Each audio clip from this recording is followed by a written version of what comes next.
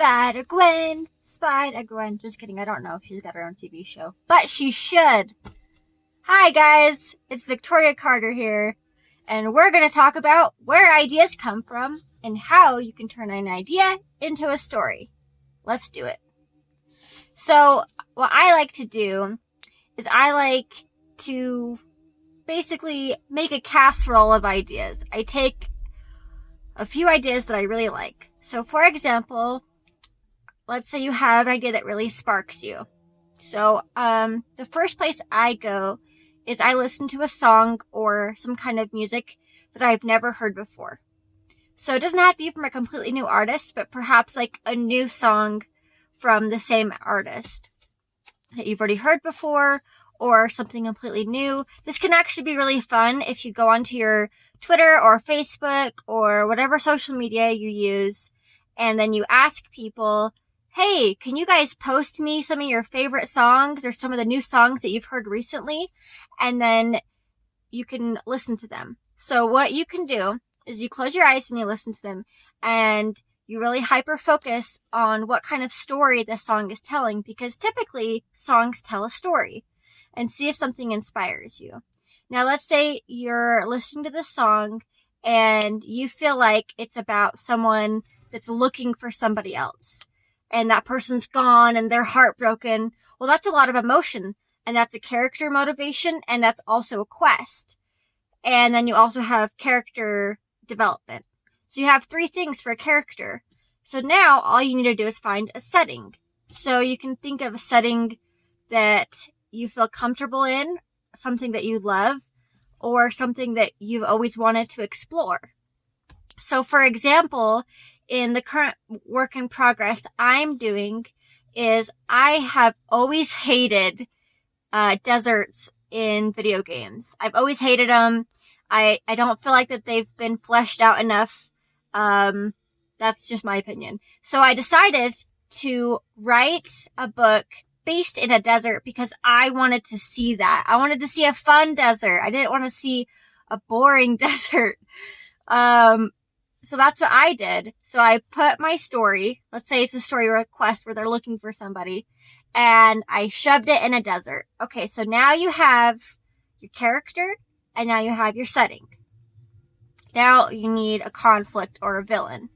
And they typically say that your villain should be even more fleshed out than your hero, because your villain is the one that's going to put the conflict into the story.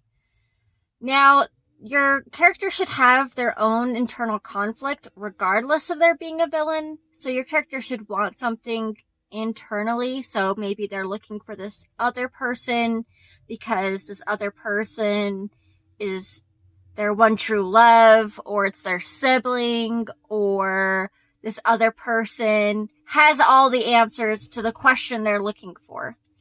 And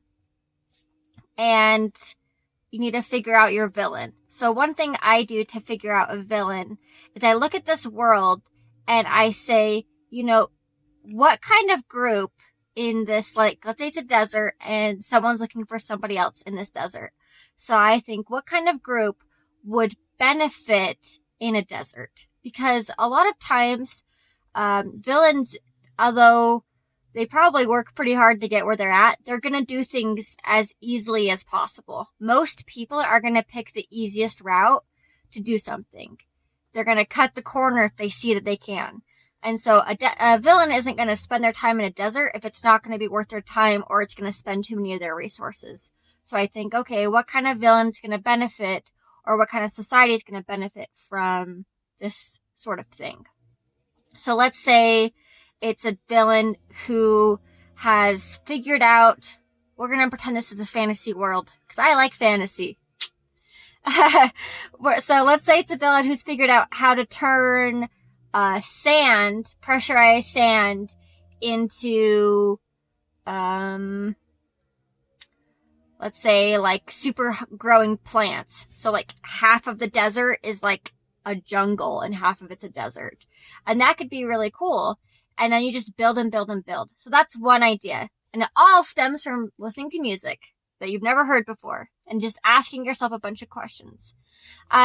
The second way I try to look for ideas is I read. I feel very, very strongly in reading.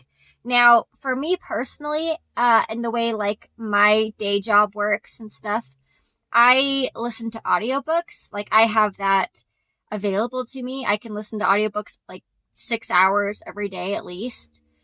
And that doesn't count my commute. I can also listen to it on my commute to work, but at work I can also listen to audiobooks or podcasts or music or whatever.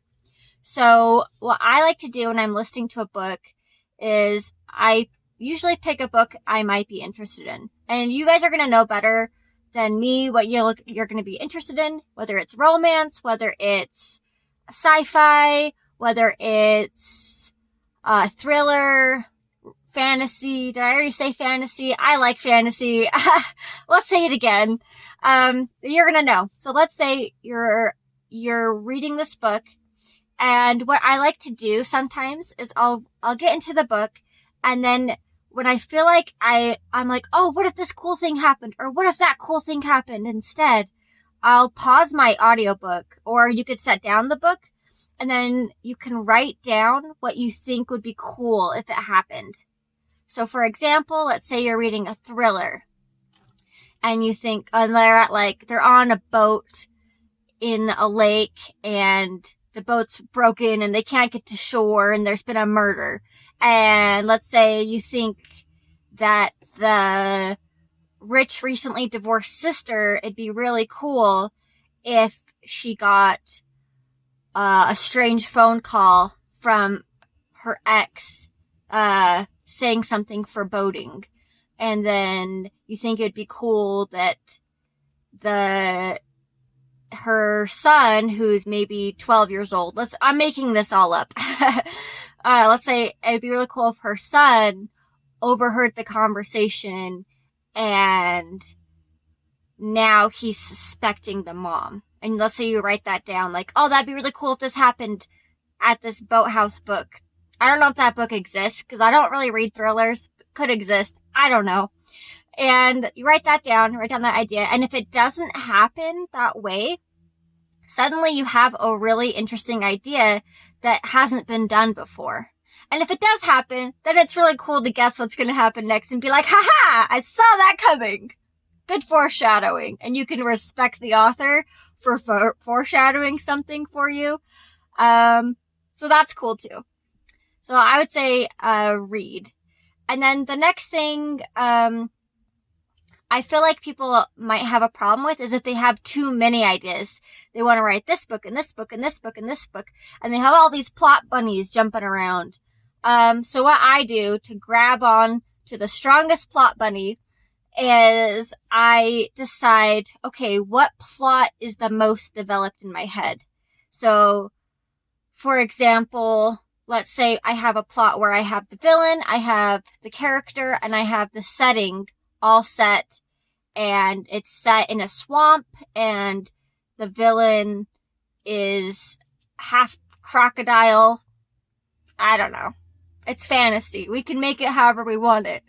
And the main character is, a different species of animal, human, and they're at war, and what's gonna bring them together is reviving the spirit of the forest. That's a pretty obvious one, but whatever. So let's say that's the one that's most developed. Really, you just need to commit and stick to one. So what you want to do is you want to just start writing. And I've heard people say like they write maybe 3 chapters of a book to see if it's something that they're interested in, because really, you're going to be writing and rewriting and editing more this book over and over and over and over again until you get it perfect. So whatever plot bunny you pick up and whatever plot you go with, you want to make sure that you're your number one fan and you're the most interested in it more than anybody else. Because the last thing you want is to be bored of your own book. And I can understand like after a while of getting kind of tired of it, but this is going to push you for a long time. You know, it could take years, or it could take 1 year, or it could take several months, but you have to be committed to this one thing and this one idea and this one story. So pick something that you love or that you're really interested in, and it's going to take you further. So that's my tips for picking up ideas and plot bunnies and applying them. So I hope that this helped, and I'll see you next time. Bye!